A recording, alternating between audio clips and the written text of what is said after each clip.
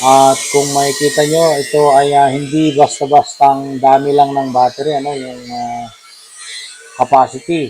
So, times 2 na yung capacity natin, 840 kanina.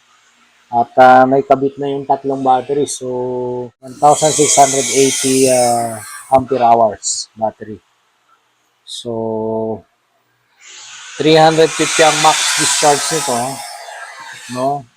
Pagdating sa limit ng inverter, maximum discharge. So, 20 amperes lang sa utility, kaya lang hindi natin magagamit yan kasi off nga tayo dito. So, ito na yung ating malaking box, ano? So, ito yung 18 kilowatts. Ayan. At andyan yung size nito. Kung gaano kahaba, gaano kalapad, gaano kakapal, no? Pero bago doon ay paliwanag muna natin yung kanyang product model. So, ito ay 18 kilowatts at itong P1 na ito, ibig sabihin single phase yan. At itong SGO1, yan yung model niyan, yan yung nagbabago-bago. So, kung mayroong development, may lumabas na panibagong unit, nagiging SGO2, ayan. So, sa ngayon, yung mga ibang units, ano, kagaya ng 6 kilowatts, 8 kilowatts, meron ng SGO4, SGO5. So, ito, since kauna-unahan ito, SGO1 yan. At kita naman natin, May 12, 2025 pa lang, no? So, mag-aalas 5 ng May 12, 2025 nung ginawa yan. Okay, so, bubuksan natin. Ayan, no? Sus, may tunog ah. Iyan, no? Ganda ng tunog. Papakinggan natin yung tunog.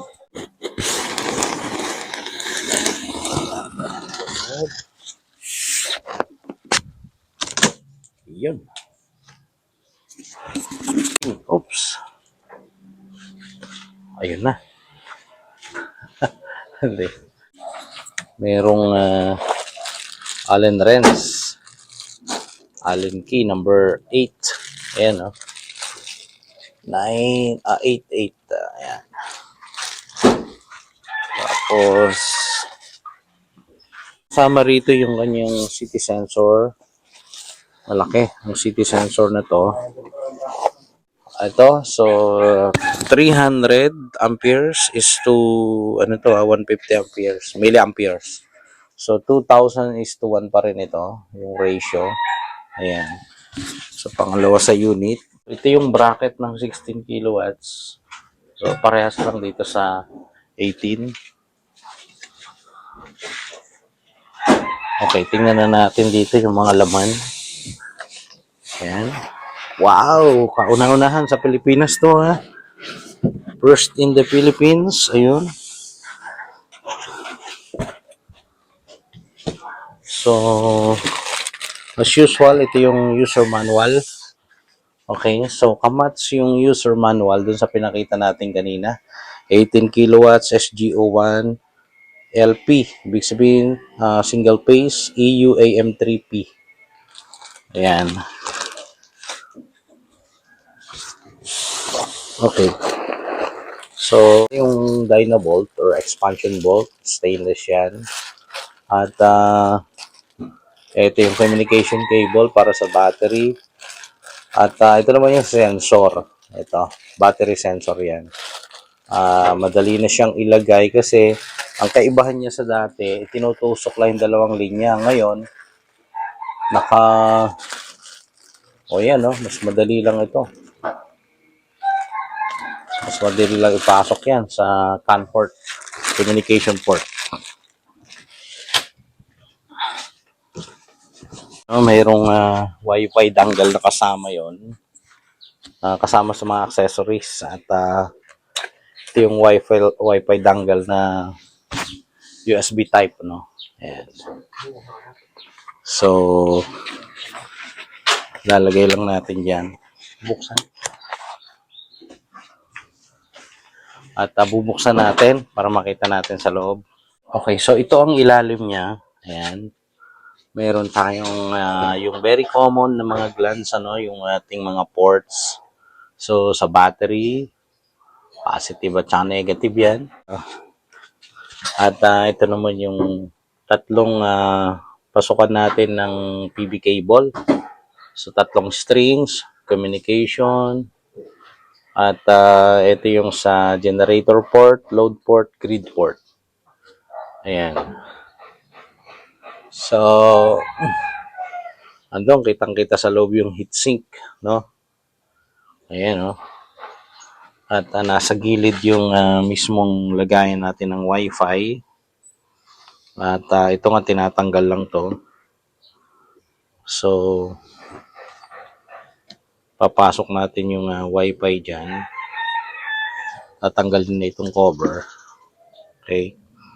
At yung sa PV switch or DC switch and on and off switch ito. So, halos parehas lang dun sa dati. No? Parehas lang. Ayan. Oh, grabe yung amoy ah.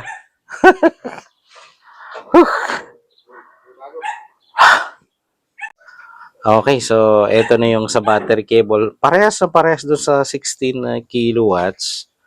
Ayan. Pati dito sa ano yung port natin ng gen port, load, tsaka grid. Ang pinagkaiba lang sa 16 kilowatts, although naka-bus bar, pero ito, naka-Allen key na, no? Doon sa mismong 16 kilowatts naman, ano lang yun, naka-screw type na bolt, no? At dito makikita natin yung pasukan ano para sa Modbus, yan, Modbus parallel at yung BMS, no? Dito. So para sa CAN dito sa taas, ayan. Kung magpa-parallel ito ang gagamitin. So dito tayo maglalagay ng battery communication yan. At i-check natin kung number 5 and 6 pa rin ang paglalagyan natin ng city sensor base dun sa manual. So bubuksan natin later yung manual. At ito naman, dito yung sa PB cable, pwede mag-parallel dito, mix ng parallel tsaka series kasi sa bawat polarity, kagaya nito positive polarity, dalawa yung pwedeng paglagyan. Ganon din sa negative polarity. Pwedeng dalawang ilagay. Ibig sabihin, pwedeng mag-parallel at saka series connection. So, dito, yung kanyang DC breaker, ito ay para sa battery. Kung kukumpitin natin ito, nasa 18 kilowatts at para malaman natin yung amperahe, aabot ng 350 amperes kasi 18 kilowatts divided by 51.2 na nominal voltage, nasa 351 point something ang amperahe na makukuha natin. So, ngayon, check natin ano yung kanyang specs. So, may kita natin maximum PB input niyan ay nasa 500 pa rin. No, maximum PB input, yung yung MPPT input range 150 hanggang 425 volts DC. At maganda ang max PB input current nito kasi 36. So meron tayong N-type na 500 watts, nasa 15.01 ng amperahe nun. So kung magpa-parallel tayo, aabot ng 30 amperes. So pasok yun kasi 36 ang kinakailangan dito. At yung kanyang discharging current mataas kasi nasa 350 amperes direct current. Yung maximum continuous AC pass-through nasa 46 kilowatts yan kasi 200 amperes ang kaya ng breaker na pwedeng ilagay dyan. At ganun pa rin yung power factor range nasa 0.8, no? 0.8. At yung AC input and output current nasa 78.3. So, line neutral PA pa rin kasi single phase yan, 230 volts AC. Okay, so yung usual na LCD niyan ay ito pa rin. Usual na LCD, kagaya ng mga dati. So, makikita nyo na itong connection natin sa load side at saka sa grid, ayan, naka-busbar yan. Busbar na lahat. Except dito sa generator kasi mababa lang naman ito. So, nasa 22 mm ang sa generator port niyan. No, yung linya. Ito. So, 2 pole pa rin. Ibig sabihin nito, pagka 200 isang line, ayan, 200 dito, 400 na yan. At yung computation nga natin ay maabot ng 351 amperes. So, ito ay 400. So, okay pa. Pasok na pasok pa yan. Okay, so titingnan natin ano pag na-install na at makita nyo man lang yung function.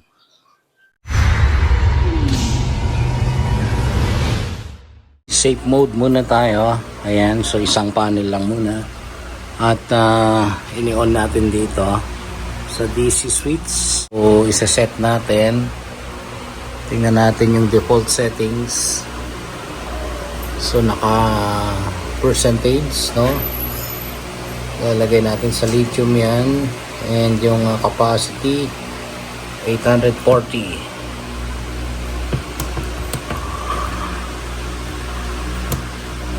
840, ayan. Set natin. Kasi malaking batteries yung nakalagay dito. 6 na 280. Okay. So, babaan muna natin yung charge. Kung makikita nyo, naka-default 350. Puno naman na yung charge ng battery. So, pagbababaan ko muna. Ma-access naman natin yan. Gagawin ko lang 50% yung charge. Lalagay natin sa 200 ang discharge. Okay.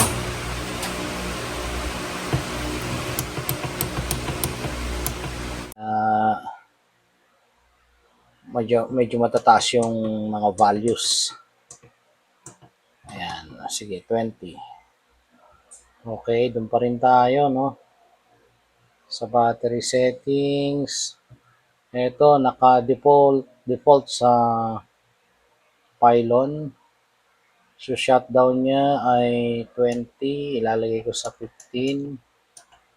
And 20 sa lobat. Start as is na yan. So, check natin. Okay. Next, system work mode. Ayan, lipat natin to rito. Then, sa energy pattern load first, i-zero na natin to. Wala din naman yan. Aha. Check. Ayan. So, next natin ay next page. Ito, time of use. So, medyo mataas-taas to. Medyo matagal-tagal. Lalagay natin sa 20. Lahat yan 20. 20%.